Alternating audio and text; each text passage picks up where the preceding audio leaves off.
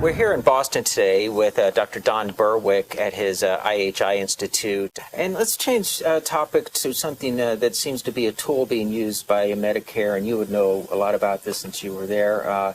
National coverage decisions. That's a powerful tool, and I can give you two specific examples. Provenge, the controversial cancer drug that was finally approved by the FDA.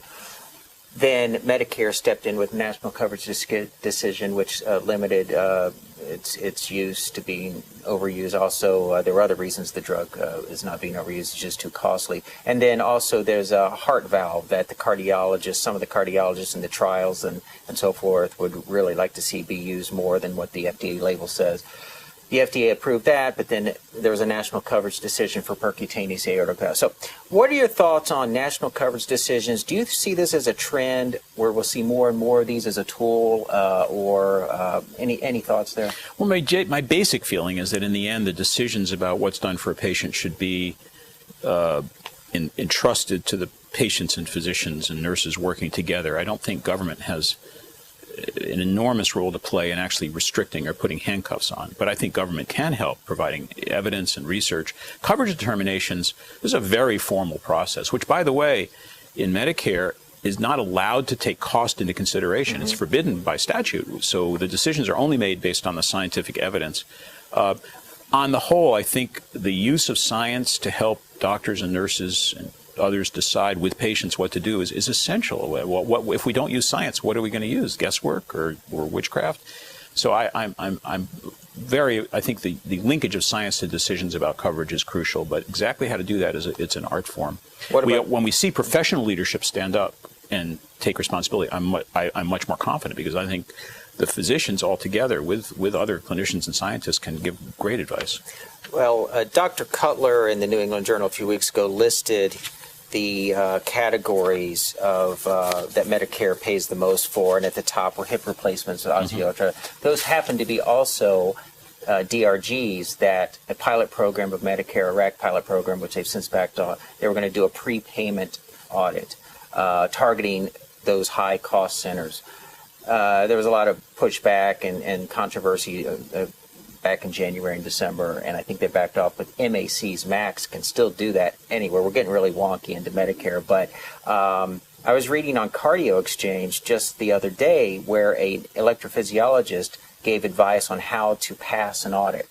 And I think what they were referring to is, I think they are seeing ICD-related audits. Can you talk, how long has Medicare had the ability to do audits of a hospital to see whether they appropriately implanted a stent or an ICD? How long has that been established, and has it been used very much in the past?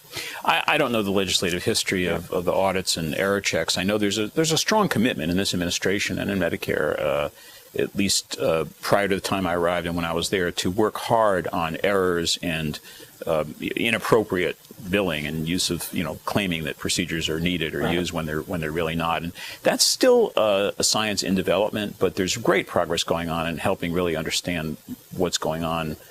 So you can help make sure that patients are getting the benefit of the best care and are not being subjected to things that can't help them. And that's a great example of harm. It's just today there's another problem with the St. Jude ICD leads. So if you put in ICD leads that are harmful to you and you don't even need it, or a coronary stent that doesn't help you, or this or that, or a spine surgery, I mean, I think what I don't see the administration or Medicare doing enough of is emphasizing why it's not a bad thing to take that away. It's a good thing to the patients.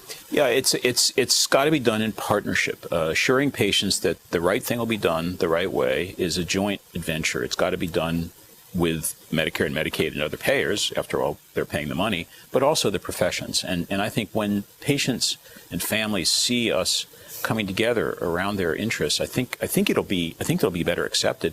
We did launch while I was at Medicare a very important campaign called Partnership for Patients.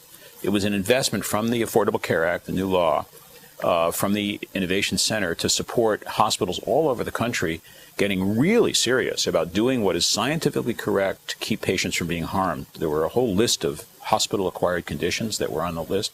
The response has been dramatic. Hospitals and consumer rights organizations and professional societies have really all come together and said, why not? If this hospital can reduce this infection. This was made possible by the 2010 Obamacare ACA? Yes. And what was it called again? Well, it's called Partnership for Patients, okay. and it's funded through the Affordable Care Act's investment in something called the Center for Medicare and Medicaid Innovation. And you're right, sure, the Innovation CMMI, Center, right? CMMI. So CMMI. I was a chairman of a review committee for that recently, but there you go. So CMMI has $10 billion over 10 years to put into improvement, and you're seeing feedback already from pilot absolutely, programs. Yes, more than pilot. This is national scale. I think there's close to 4,000 hospitals involved in this project right now.